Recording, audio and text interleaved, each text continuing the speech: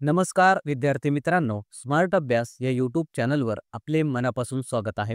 आज दिनांक 22 जानेवारीच्या ज्या महत्त्वपूर्ण चालू घडामोडी असणार आहेत त्याचा अभ्यास या व्हिडिओच्या माध्यमातून आपण करणार आहोत. तत्पूर्वी आपण जर चॅनलवर नवीन असाल तर चॅनलला सबस्क्राईब करून घ्या. व्हिडिओ जर आवडला तर व्हिडिओला लाईक करा. तसेच हा व्हिडिओ आपल्या विद्यार्थी मित्रांना नक्की शेअर करा, जेणेकरून याचा फायदा आपल्या मित्रांना सुद्धा होईल. चला मग सुरुवात करूया आजच्या महत्त्वपूर्ण चालू घडामोडींना. आजच्या चालू घडामोडीचा पहिला प्रश्न असणार आहे आणि अत्यंत महत्त्वाचा प्रश्न असणार आहे मित्रांनो. हा प्रश्न स्टार करून ठेवा. येणाऱ्या परीक्षांमध्ये हा प्रश्न आपल्याला हमखास दिसून येणार आहे. पहिला प्रश्न असणार आहे की नुकतेच खो खो विश्वकप 2025चा विजेता कोण बनला? ऑप्शन्स या ठिकाणी देण्यात आले आहेत. त्याचे योग्य उत्तर असणार आहे ऑप्शन नंबर सी, भारतीय खो खो जो पुरुष संघ आहे आणि जो महिला खो खो संघ आहे, या दोघांनी दुहेरी विजेतेपदे या स्पर्धेमध्ये पटकावलेलं आहे. आणि अत्यंत महत्त्वाचा हा प्रश्न आहे. आपण त्याविषयी काही पॉईंट्स लक्षात ठेवायचे आहे. हे जे काही खो खो विश्वकप झालेलं आहे 2025चं, हे पहिल्यांदाच झालेलं आहे मित्रांनो. आणि ते आपल्या भारतातल्या नवी दिल्ली या ठिकाणी झालेलं आहे, इंदिरा गांधी इंडोर स्टेडियममध्ये. म्हणून हा प्रश्न आपल्यासाठी महत्त्वाचा आहे. याचा कालावधी होता 13 ते 19 जानेवारी.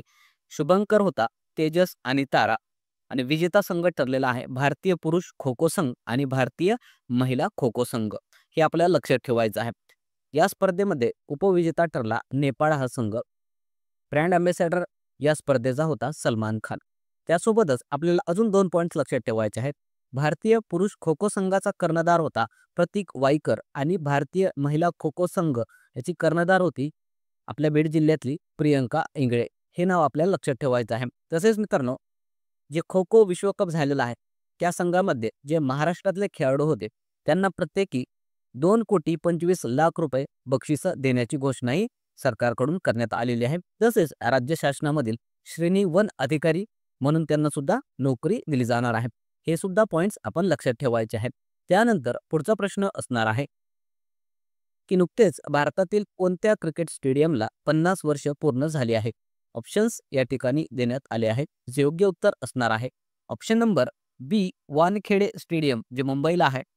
त्या स्टेडियमला नुकतंच 50 वर्ष हे पूर्ण झालेले आहे. त्याविषयी काही पॉईंट्स लक्षात ठेवायचे आहे. तर हे वानखेडे स्टेडियम कुठं आहे तर मुंबईमध्ये आहे मित्रांनो. मरीन ड्राईव्ह जे आहे त्याच्या जवळच हे वानखेडे स्टेडियम आहे आणि अतिशय प्रसिद्ध असं भारतामधलं हे स्टेडियम आहे. याला नुकतंच 50 वर्षही पूर्ण झालेले आहे. याची स्थापना झाली होती 1974ला. तसेच मित्रांनो, याविषयी एक अजून पॉईंट लक्षात ठेवायचा आहे. 2011चा जो एकदिवसीय क्रिकेट विश्वकपचा अंतिम सामना झाला होता तो याच स्टेडियमवर झालेला होता आणि त्या सामन्यामध्ये भारताने विश्वकप हे जिंकलेला होता. त्यामध्ये उपविजेता ठरला होता श्रीलंका हा संघ. तर ही एक अविस्मरणीय अशी आठवण आहे त्या स्टेडियमच्या बाबतीत आपल्या भारतीय क्रिकेट संघाची. हे सुद्धा आपण लक्षात ठेवायचं आहे. तसेच जे भारतामधील महत्त्वाचे इतर क्रिकेट स्टेडियम आहेत ते सुद्धा आपल्याला लक्षात ठेवायचे आहेत. पहिलं आहे ईडन गार्डन जे की कोलकाता या शहरामध्ये आहे. राजीव गांधी क्रिकेट स्टेडियम हैदराबादमध्ये आहे. एम चिन्नास्वामी स्टेडियम बंगळुरू या ठिकाणी आहे. एम ए चिदंबरम स्टेडियम चेन्नईमध्ये आहे. महाराष्ट्र क्रिकेट असोसिएशनचं जे काही क्रिकेट स्टेडियम आहे ते पुण्यात आहे. अरुण जेटली स्टेडियम जे की दिल्लीमध्ये आहे. या स्टेडियमचं नाव अगोदर फिरोजशाह कोटला होता. नंतर ते अरुण जेटली यांच्या निधनानंतर त्याचं नाव अरुण जेटली स्टेडियम असं करण्यात आलेलं आहे. त्यानंतर हिमाचल प्रदेश क्रिकेट असोसिएशनचं एक स्टेडियम आहे धर्मशाळा या ठिकाणी, जे की भारतामधील सर्वात उंचीवरचं स्टेडियम आहे मित्रांनो. हिमालयांमध्ये हे बांधण्यात आलेलं आहे. हे आपल्याला लक्षात ठेवायचं आहे. तसेच नरेंद्र मोदी स्टेडियम अहमदाबादमध्ये आहे, जे की जगामधील सर्वात मोठं स्टेडियम आहे. त्यानंतर पुढचा प्रश्न बघण्या अगोदर व्हिडिओ कसा वाटला ते कमेंटमध्ये नक्की सांगायचं आहे. चॅनलवर नवीन असाल चॅनलला सबस्क्राईब करून घ्यायचा आहे. तसेच हा व्हिडिओ आपल्या विद्यार्थी मित्रांना नक्की शेअर करा, जेणेकरून याचा फायदा आपल्या मित्रांना सुद्धा होईल. चला मग पुढचा प्रश्न बघणार आहोत. नुकतेच CRPFचे नवीन महासंचालक कोण बनले आहे? ऑप्शन्स या ठिकाणी देण्यात आले आहे. जे योग्य उत्तर असणार आहे option number C, Gyanendra Pratap Singh. हे नुकतंच जे सेंट्रल रिझर्व्ह पोलीस फोर्स आहे त्याचे महासंचालक म्हणून नियुक्त करण्यात आलेले आहेत. त्याविषयी काही पॉईंट्स लक्षात ठेवायचे आहेत. हे जे ज्ञानेंद्र प्रताप सिंग आहेत ते 1991च्या आसाम कॅडरचे IPS अधिकारी आहेत. या अगोदर त्यांनी आसामचे पोलीस महासंचालक म्हणून कार्यभार पार पाडलेला आहे. तसेच ते स्पेशल प्रोटेक्शन ग्रुप अर्थात एसपीजी आणि NIA अर्थात नॅशनल इन्व्हेस्टिगेशन एजन्सी यामध्ये सुद्धा त्यांनी काम केलेलं आहे. त्यानंतर आपल्याला CRPF विषयी काही पॉईंट्स लक्षात ठेवायचे आहेत. त्याचं लॉंग फॉर्म असतं सेंट्रल रिझर्व्ह पोलीस फोर्स आणि हे भारतामधील सर्वात मोठे निमलष्करी दल आहे मित्रांनो. गृह मंत्रालयाच्या अंतर्गत हे CRPF काम करत असतं. याची स्थापना झाली होती 27 जुलै 1939ला. याचं मुख्यालय आहे नवी दिल्ली या ठिकाणी आणि ब्रीद वाक्य आहे सेवा आणि निष्ठा. तसेच आपल्याला हे सुद्धा लक्षात ठेवायचं आहे की 1939ला ज्यावेळेस या CRPFचं स्थापना करण्यात आलेली होती त्यावेळेस ते भारतामध्ये जे ब्रिटिश क्राऊन प्रतिनिधी होते त्यांना सुरक्षा देण्यासाठी याची स्थापना करण्यात आलेली होती. कारण त्यावेळेस भारतावर ब्रिटिशांचं राज्य चालू होतं मित्रांनो. पुढे भारताला स्वातंत्र्य मिळाल्यानंतर 1949 साली संसदेमध्ये कायदा करून याचं नाव CRPF असं करण्यात आलेलं आहे. हा पॉईंट सुद्धा आपण लक्षात ठेवायचा आहे. तसेच ज्या इतर महत्त्वाच्या नियुक्त्या आहेत त्या सुद्धा आपल्याला लक्षात ठेवायचं आहे. जसं की नुकतंच जे इंटरनॅशनल क्रिकेट काउन्सिल आहे अर्थात ICC त्याचे नवीन अध्यक्ष बनले आहेत जय शाह. SSBचे प्रमुख बनले आहे अमृत मोहन प्रसाद. BSFचे प्रमुख दलजीत सिंग चौधरी. CISFचे प्रमुख बनले आहेत राजविंदर सिंग भट्टी. NSGचे प्रमुख B श्रीनिवासन. SPGचे प्रमुख आलोक शर्मा. ITBPचे प्रमुख बनले आहेत राहुल रजगोत्र. त्यानंतर NDRFचे प्रमुख पियुष आनंद. NCB अर्थात नार्कोटिक्स कंट्रोल ब्युरोचे प्रमुख बनले आहेत अनुराग गर्ग. त्यासोबतच जे आपले 3 सेना प्रमुख आहेत ते सुद्धा लक्षात ठेवायचे आहेत. त्यांची सुद्धा नव्याने नियुक्ती झालेली आहे. तर भारतीय हवाई दलाचे प्रमुख बनले आहेत अमरप्रीत सिंग. भारतीय नौदल प्रमुख बनले आहेत दिनेश कुमार त्रिपाठी. भारतीय सेना प्रमुख उपेंद्र द्विवेदी. त्यासोबतच राष्ट्रीय महिला आयोगाच्या अध्यक्षा बनल्या आहेत विजया रहाटकर ज्या की महाराष्ट्रीयन आहेत. त्यानंतर आहे UPSCच्या अध्यक्षा बनल्या आहेत प्रीती सुदान. महाराष्ट्र राज्याच्या मुख्य सचिव बनले आहेत सुजाता सौनिक. महाराष्ट्राचे पोलीस महासंचालक रश्मी शुक्ला आणि महाराष्ट्र राज्य महिला आयोगाच्या अध्यक्षा बनल्या आहेत रुपाली चाकणकर. त्यानंतर आहेत महाराष्ट्राचे नवीन राज्यपाल CP राधाकृष्णन. या काही महत्त्वाच्या नियुक्त्या ज्या आपल्या परीक्षांसाठी अत्यंत महत्त्वाच्या आहेत त्या आपण लक्षात ठेवायच्या आहेत. त्यानंतर पुढचा प्रश्न असणार आहे इस्रोचा नवीन तिसरा लॉन्च पॅड कुठे उभारला जाणार आहे. ऑप्शन्स या ठिकाणी देण्यात आले आहेत. याचे योग्य उत्तर असणार आहे ऑप्शन नंबर A श्रीहरिकोटा या ठिकाणी जे इंडियन स्पेस रिसर्च ऑर्गनायझेशन अर्थात इस्रो आहे त्याचा तिसरा नवीन लॉन्च पॅड उभारण्यात येणार आहे. त्याविषयी काही पॉईंट्स लक्षात ठेवा.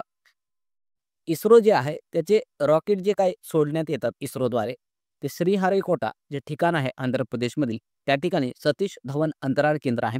या ठिकाणाहूनच हे रॉकेट प्रक्षेपित केले जात असतात. त्या ठिकाणी सध्या 2 लॉन्च पॅड कार्यरत आहेत मित्रांनो आणि नवीन हा तिसरा लॉन्च पॅड उभारला जाणार आहे. यासाठी खर्च लागणार आहे 3,984.86 कोटी रुपये आणि यासाठी 4 वर्ष कालावधी लागणार आहे. हे पॉईंट्स आपल्याला याविषयी लक्षात ठेवायचे आहेत. तसेच इस्रोचा उल्लेख आलेला आहे. तर इस्रोविषयी काही पॉईंट्स लक्षात ठेवायचे आहेत. लॉंग फॉर्म असणार आहे इंडियन स्पेस रिसर्च ऑर्गनायझेशन याची स्थापना झाली होती 15 ऑगस्ट 1969ला. याचं मुख्यालय आहे बंगळुरू या ठिकाणी आणि अध्यक्ष आहेत सध्या V नारायणन जे की 11वे अध्यक्ष याचे बनलेले आहेत. पहिले अध्यक्ष कोण होते इस्रोचे तर विक्रम साराभाई आणि याच विक्रम साराभाईंना भारतीय अवकाश कार्यक्रमाचे जनक म्हणून सुद्धा ओळखलं जातं मित्रांनो. त्यासोबतच आपल्याला 2035 आणि 2040चे भारताचे 2 लक्ष्य लक्षात ठेवायचे आहेत.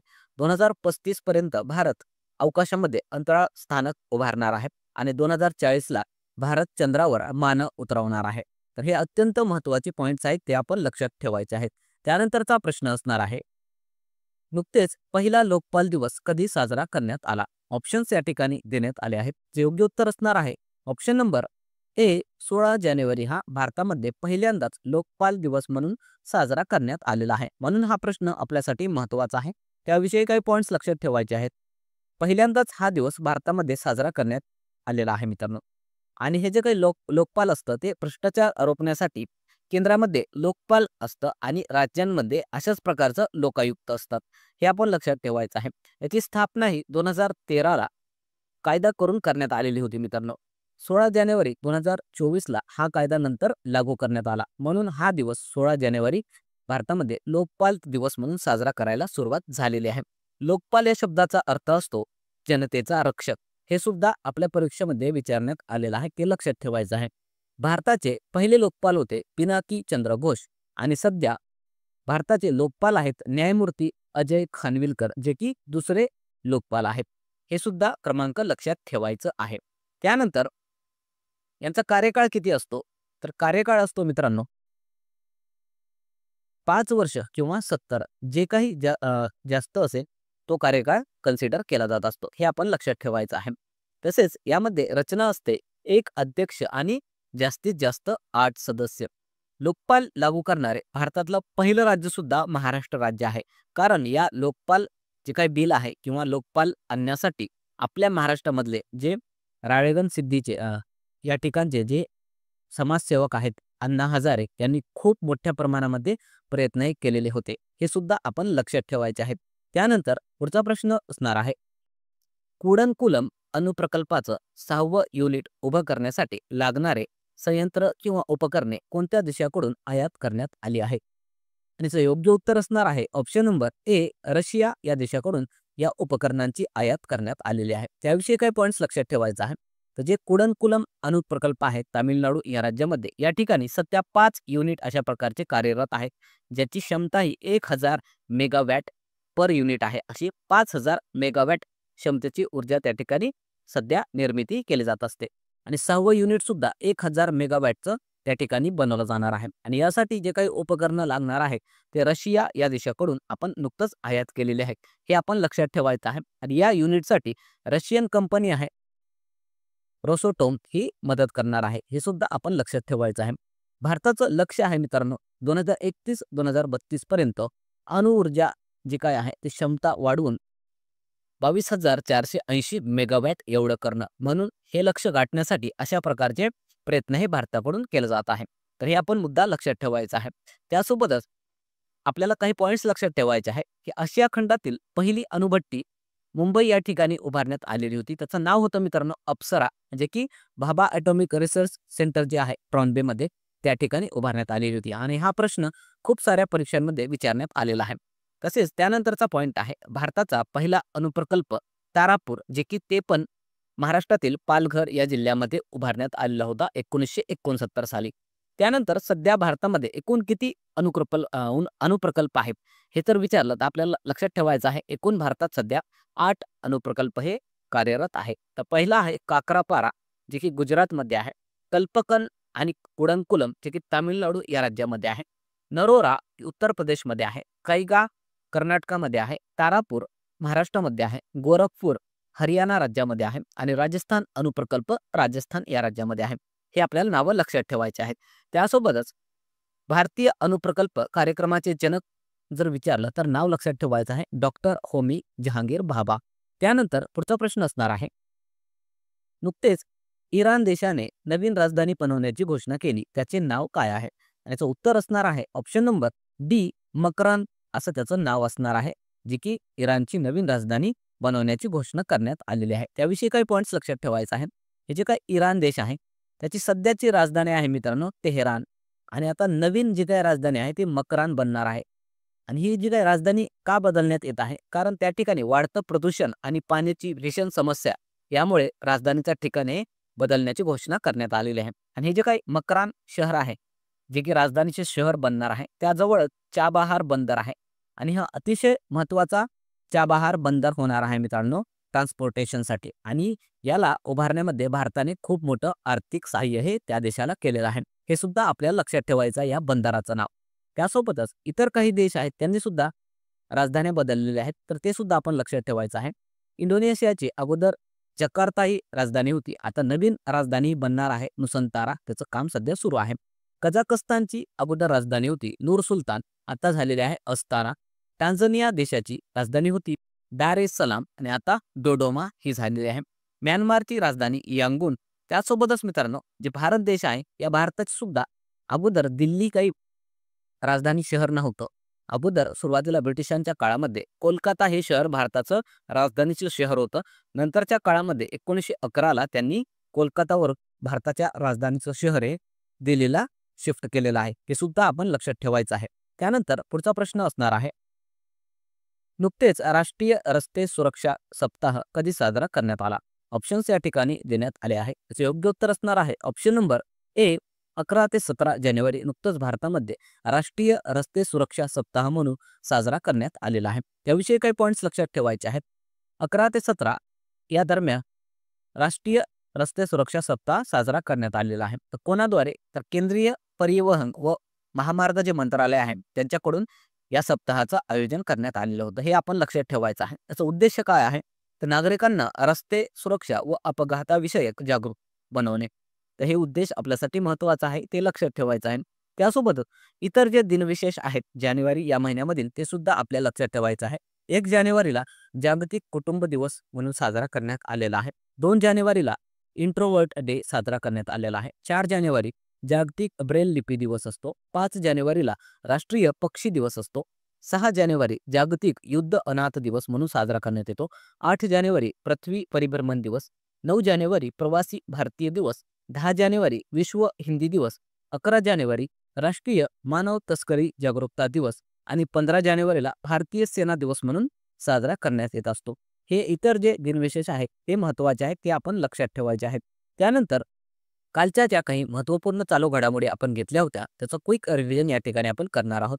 तर पहिला प्रश्न आपण घेतला होता, नुकतेच किती खेळाडूंना 2024 सालचा मेजर ध्यानचंद खेलरत्न पुरस्कार देण्यात आला? आणि याचं उत्तर होतं ऑप्शन नंबर सी, एकूण 4 खेळाडूंना 2024 सालचा मेजर ध्यानचंद खेलरत्न पुरस्कार देण्यात आलेला आहे. याविषयी कालच्या व्हिडिओमध्ये आपण डिटेलमध्ये अभ्यास केलेला आहे. त्यानंतरचा प्रश्न आपण बघितला होता, नुकतेच राष्ट्रीय हरित लवादाकडून महाराष्ट्रातील कोणत्या नदीचे प्रदूषण कमी करण्यासाठी समिती स्थापन करण्यात आली? याचं उत्तर होतं ऑप्शन नंबर डी, पवना नदी. त्यानंतरचा प्रश्न होता, नुकतेच महाकुंभमेळ्यात प्लास्टिक मुक्तीसाठी कोणते अभियान सुरू करण्यात आले? याचं उत्तर होतं option number A, one plate one bag.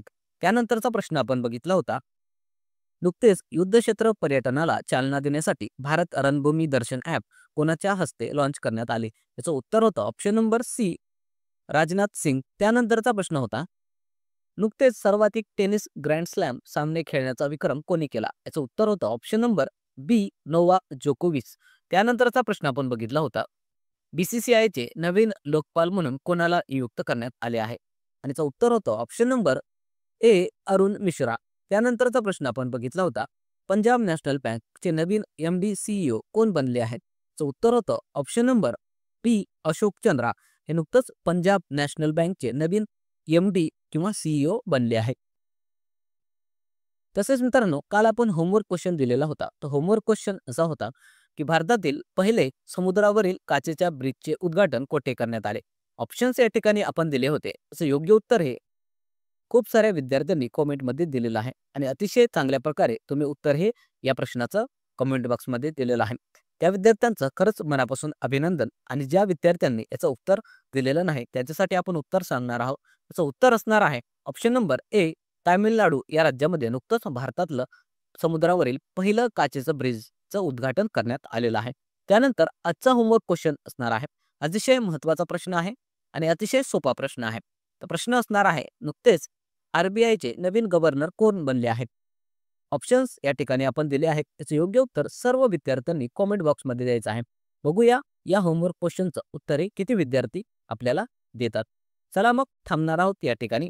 पुन्हा भेटूया एका नवीन व्हिडिओसह. व्हिडिओ जर आवडला तर व्हिडिओला लाईक करायचा आहे. चॅनलवर नवीन असाल तर चॅनलला सबस्क्राईब करून घ्यायचं आहे.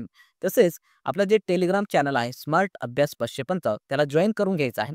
त्या ठिकाणी आपण लेक्चरच्या मोफत नोट्स तसेच इतर स्टडी मटेरियल विद्यार्थ्यांसाठी मोफतमध्ये टाकत असतो. तसंच आपलं जे टेलिग्राम चॅनल आहे स्मार्ट अभ्यास आणि जे व्हॉट्सअप चॅनल आहे ते सुद्धा जॉईन करून घ्यायचं आहे. कारण त्या ठिकाणी आपण विद्यार्थ्यांसाठी मोफतमध्ये ऑनलाईन टेस्ट हे घेत असतो. म्हणून या सर्व ऑनलाईन प्लॅटफॉर्मला तुम्ही जॉईन करून घ्यायचं आहे. चला मग थांबूया. पुन्हा भेटूया एका नवीन व्हिडिओसह. तोपर्यंत धन्यवाद.